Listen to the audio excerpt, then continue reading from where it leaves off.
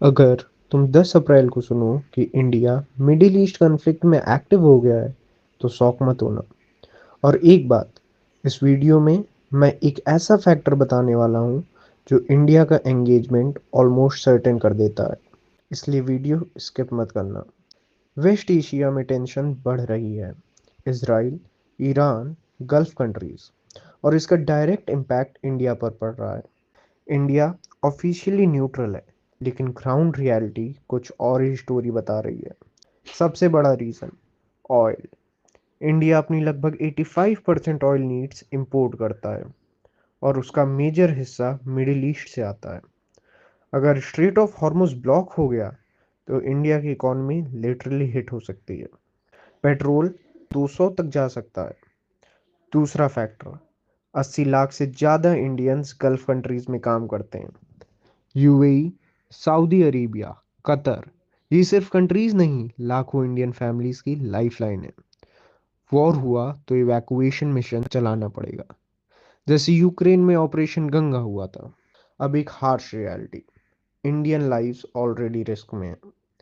Recent incidents में 7 Indian nationals अपनी जान गंवा चुके हैं, और एक अभी भी मिसिंग है।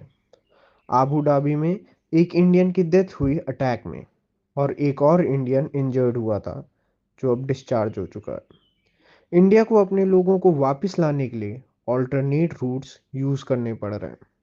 ईरान से अर्मेनिया और अजरबैजान के थ्रू, इसराइल से जॉर्डन, इराक से जॉर्डन और सऊदी अरेबिया।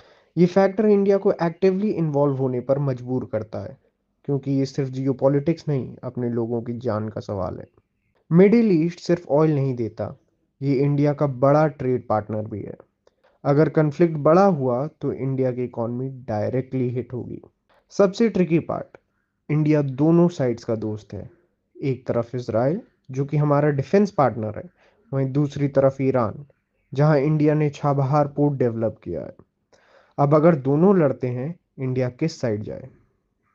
इंडिया का 90% ट्रेड सी रूट से होता है, और ये रूट्स मिडिल ईस्ट से पास होते हैं।